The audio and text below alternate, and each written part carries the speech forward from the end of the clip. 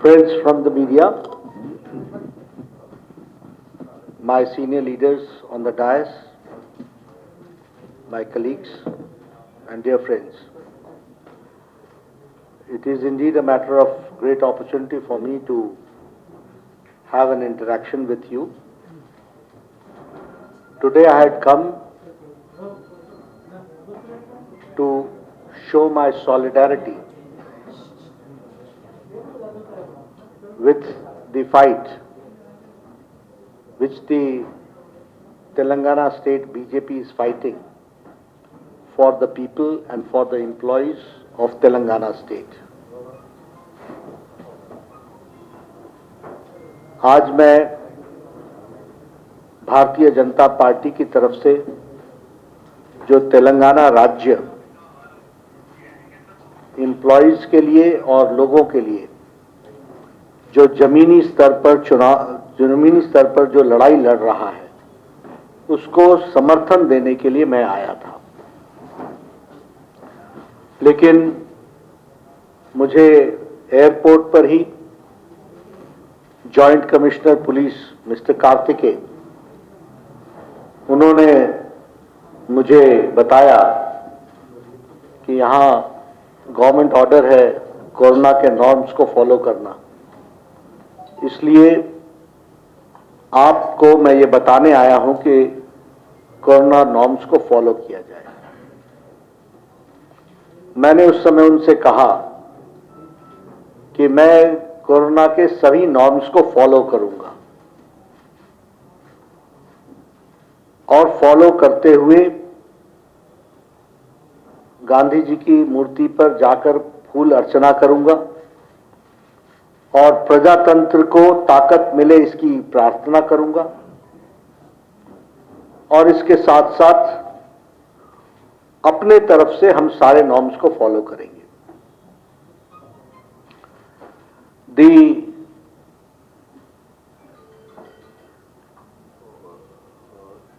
situation of the government was exposed at that point of time. When I said, now do I have the permission? He said, I don't know. That means that the administration was only bent upon stopping me. But they did not have the answer when I told them that I will go within the norms. And then they said, iska permission mere paas nahi hai, you are the best judge. Khair, I am a person and my party is a disciplined party. We went there. Mahatma Gandhi ji के आगे हमने फूल अर्चना अर्पित की और उनसे हमने शक्ति भी ली और प्रार्थना भी की। लेकिन ये सारे प्रोसेस में कोरोना को किस तरीके से उपयोग करने का प्रयास किया यह यहां पर भली भांति दिखता है। और मैं वहां जनसभा कर सकता था, लेकिन मैंने प्रोटोकॉल्स को फॉलो करते हुए और मैंने सोचा कि आपके माध्यम से, मीडिया के माध्यम से मैं अपनी बात को कहूंगा और इसलिए आपको on a very short notice I requested all of you to join me for the media briefing and you all have come. I must thank all of you. जहां तक तेलंगाना का सवाल है,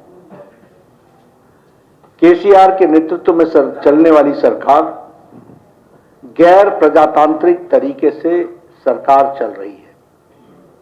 it is the most undemocratic government which is functioning. It is the last 2 days whatever has happened, it is a murder of democracy.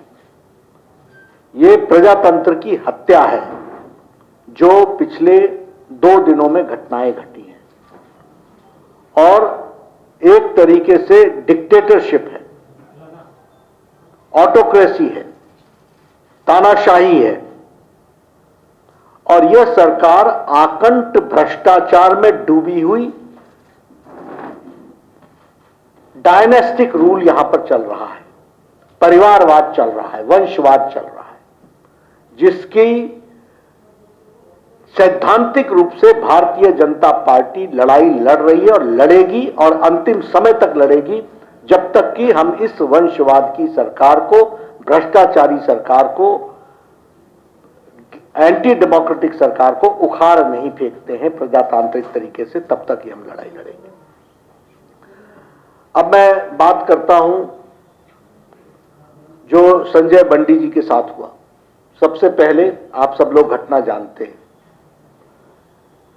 ये जो जियो order है 317, ये anti employ है, ये एंटी पीपल है, और being in opposition it is my responsibility and my party's responsibility to fight for the cause of the employees and fight for the cause of people.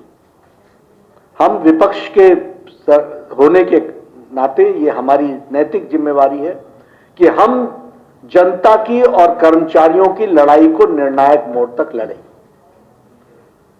और teachers की, employees यानी teachers भी, बाकी लोगों के साथ भी जो ये जियो ऑर्डर इंप्लीमेंट होता है। अब शांतिप्रिय ढंग से हम अपनी वॉइस को रख रहे थे।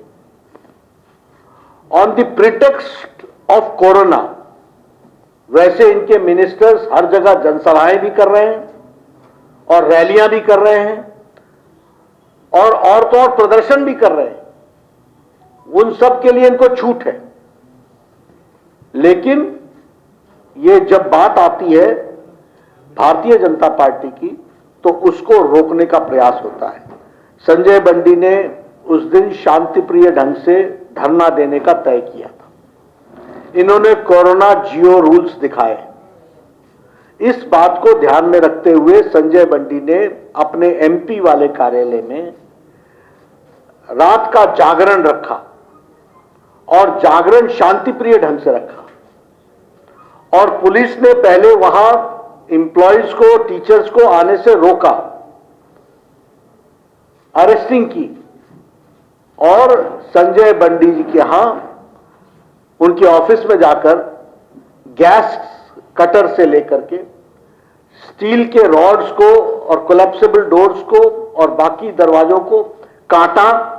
काटने के बाद अंदर घुसे, घुसने के बाद अश्रु गैस अंदर डाला, पहले वाटर कैनन चलाया, और फिर संजय बंडी को मैन हैंडल करते हुए और कार्यकर्ताओं पर लाठीचार्ज करते हुए संजय बंडी को अरेस्ट किया। ये अनडेमोक्रेटिक नॉर्म्स का जीता जागता तस्वीर है। I am ashamed to say that we are in 21st century. Rule of law में एक ऑटोक्रेटिक केसीआर किस तरीके से बिहेव कर रहे हैं, यह भी हमको ध्यान में रखना चाहिए। और मेरा ये चार्ज भी है कि केसीआर बौखला गए हैं। केसीआर ने अपना आपा खो लिया। He has lost his mental balance. और ये तब हुआ है जब दुबाका में धमाका हुआ है और हुजूराबाद में हुजूर को फटका लगा है। इसने इनका मेंटल बैलेंस खो दिया है। He has lost his sense of proportion, the way he is behaving. अभी मैं डेमोक्रेसी की बात कर रहा हूं। आपके यहां धरना चौक पर धरना देना बंद हो गया by government orders, and high court had to intervene, and first to take the opportunity was KCR himself as chief minister sitting on dharna. क्या ये कैसा प्रदेश है? किस टाइप के नॉर्म्स को लेकर के लोग काम कर रहे हैं? तो यह प्रश्न, इसको जनता तक पहुंचाना हमारी जिम्मेवारी है। उसको हम बिल्कुल पहुंचाएंगे, उसको हम करेंगे। ये हाई हेडेडनेस और ये हाई हैंडेड जो एटीट्यूड है, इसको हम इसके खिलाफ हम लड़ाई लड़ेंगे, ये हम कहना चाहते हैं। जहां तक करप्शन का सवाल है, मैंने 2 साल पहले भी आकर के कहा था कि this state is proving to be one of the most corrupt states, and all under the direction of chief minister. मैंने पहले भी कालेश्वरम के बारे में बातचीत की थी। Kaleshwaram has become an ATM for KCR. हमारे हिंदी में कहते हैं कि ये दूध देने वाली गाय हो गई है।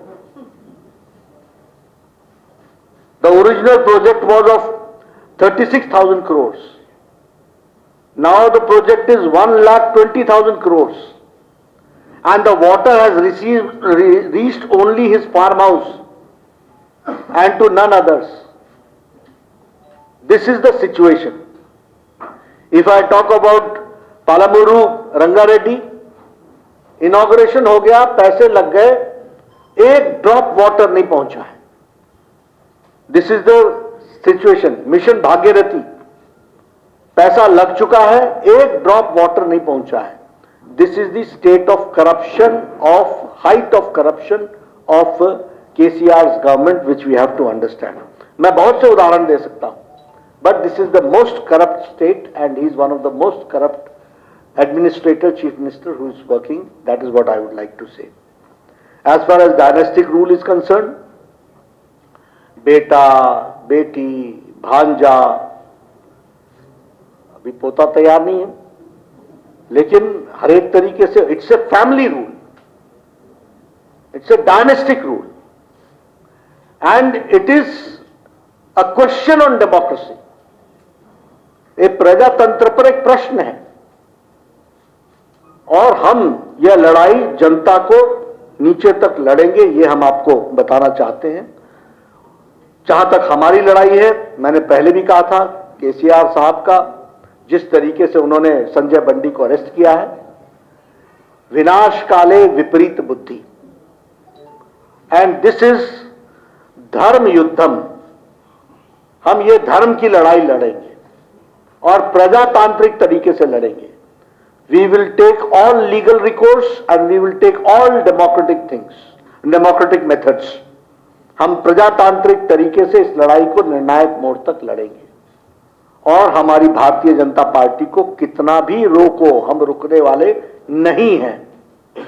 अगर हमारे संजय बंडी को अरेस्ट किया है तो हमारा डेली धरना भी चलेगा, हम इसको आगे भी बढ़ाएंगे। आज मैंने शुरू किया है, कल कोई और आएंगे, लेकिन इस लड़ाई को हम निर्णायक मोड़ तक लड़ेंगे, ये हम आपको बताना चाहते हैं। जहां तक मैंने आपके साथ कहा ही कि राजनीतिक तरीके से लड़ेंगे, ये नेशनल पार्टी के तरीके के लिए केसीआर जिस तरीके से बिहेव कर रहे हैं, उसका पर्दाफाश करना, ये हमारी राष्ट्रीय जिम्मेवारी भी है और प्रादेशिक जिम्मेवारी भी है, जिसको हम निभा रहे हैं। मैंने तो कोरोना के सारे नॉर्म्स फॉलो किए, and that is why your police commissioner did not have any answer. He thought that I will take law and order in my own hands. We know how to fight democratically and how to see that we do not overstep the laws, but at the same time हम प्रजातांत्रिक तरीके से लड़ते हैं। लेकिन आपने corona कहा, तो मैं हमेशा ये कहूंगा कि केसीआर, कोरोना तो बहाना है, सही में तो प्रजलू को दबाना है। आप दबाने पर लगे हो, ये तेलंगाना की प्रजलू को आप दबा नहीं सकते हैं, ये बहाना है कोरोना का। और मैं कहने के लिए नहीं कह रहा हूं, आपको एक छोटा सा, सिर्फ आपकी मेमोरी को शार्पन करने के लिए थोड़ा सा मैं दृश्य आपको दिखाना चाहूंगा। आप जरा इसको भी देख लीजिए कि कोरोना की दुहाई देने वाले